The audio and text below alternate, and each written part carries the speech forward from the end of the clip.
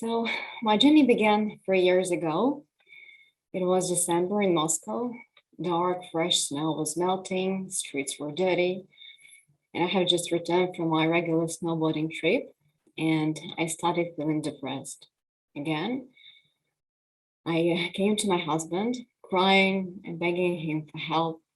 I was pleading with him, please, please do anything so that I wouldn't feel so bad.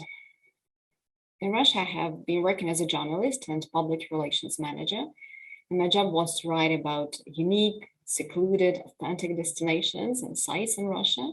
It was a great job, well paid, but something was missing. I had everything one can dream of: caring parents, faithful husband, two amazing kids, regular holidays in the Maldives and Italian Dolomites, a car, a huge countryside house where I had my own bedroom, study room, yoga room, and I have achieved almost everything possible. I didn't need to worry about tomorrow's day. I got everything, but I felt like I was in a swamp. Beautiful, but a swamp. I was a princess, but trapped in a palace. I felt unhappy because life was not meaningful at all. The beautiful trap was very tricky, but I wanted so hard to kick the door and fly away. I wanted to explore the boundaries of my comfort zones. I wanted to do something else, to be somebody else who's doing meaningful things, who earns his life, has an ordinary life of hustles and bustles, of paying the rent and the bills. Also, I didn't want my kids to see their mom in a constantly depressed mood. I wanted to show them a good example. It's an obvious truth. A happy mom means happy kids. So I had a simple but straightforward goal: to change the scenery from outside my window.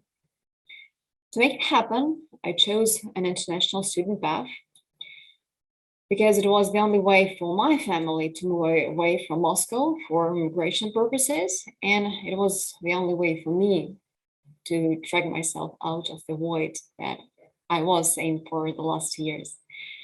And education became a lighthouse for me. I remember how I was choosing between studying in Canada or in Australia. And in Australia, they have really scary and poisonous snakes and crocodiles. And I'm so afraid of snakes. So I researched more about Canada. And once I stumbled under a photo of a lake surrounded by the mountains. There was a tent on the shore, two kayaks. And I think it was somewhere in Banff or Lake Louise. And I immediately recognized that picture. It was exactly the picture of the tattoo that I had made 2 years before that. This is my tattoo. So I thought, well, it looks like there in Canada, I can make my tattoo story come true. And I got accepted at Royal Rose University, the master level in tourism and hospitality. And when the next time, before my birthday, my dad, as usual, asked me, hey, what car do you want me to buy you for your birthday? BMW, a Porsche, where do you want to go for your holiday? And I said, Dad, just please pay my tuition fee, $33,300 Canadian dollars. So from the first moment I arrived in Canada, I had a mysterious deja vu. Like, I have been here. I'm here to be back to myself. I'm here to win and to lose, to learn, to practice, to change and to make changes. I'm here to live my life, to live a life with its drawbacks, excitement and failures, authentic, genuine, and mine. I don't need to ask permission to do anything. I can act as myself. First do, and then think.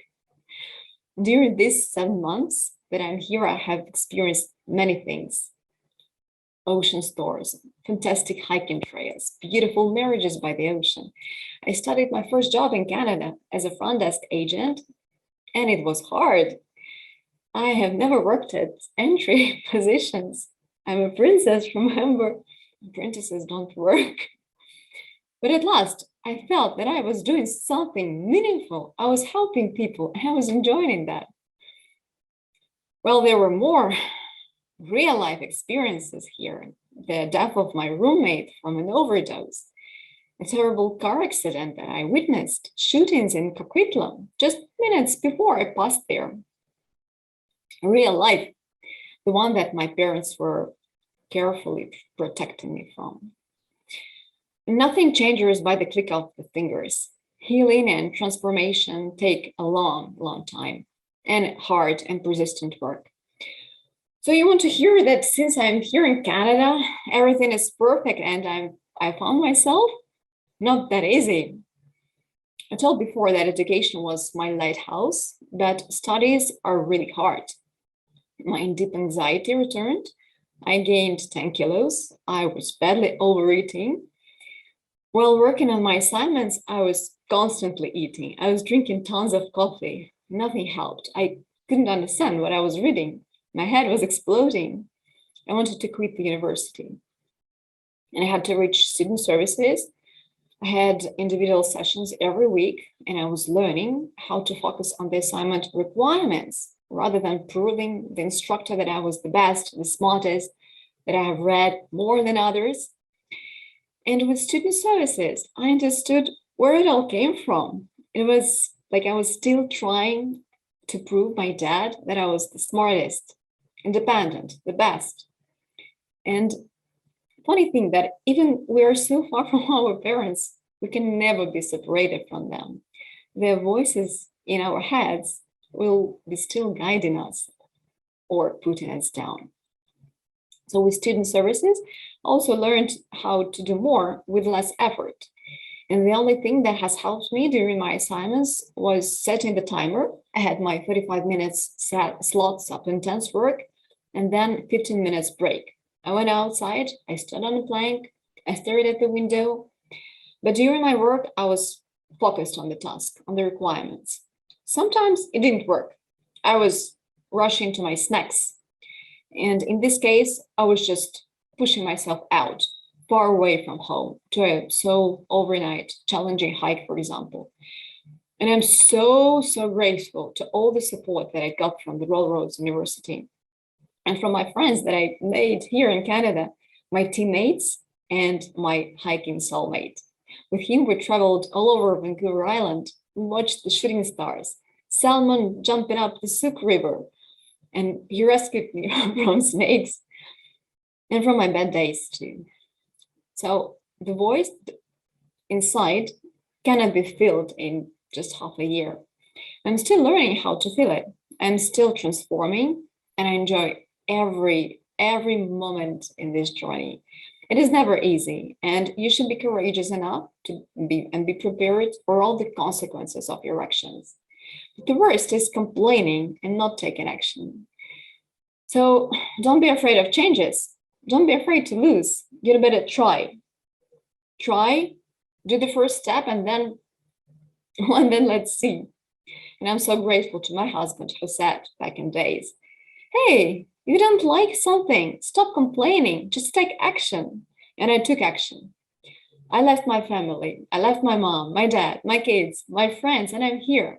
I'm fighting, I'm learning, and I continue challenging myself because easy paths don't lead to where you really need to go.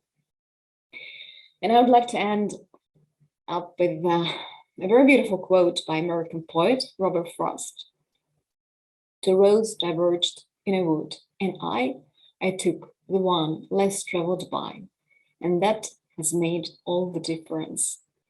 So don't be afraid to take an own paths. Push yourself out of your comfort zones because they trap us. And don't be afraid of your true selves, even if society and the whole world thinks that you're wrong. Thank you.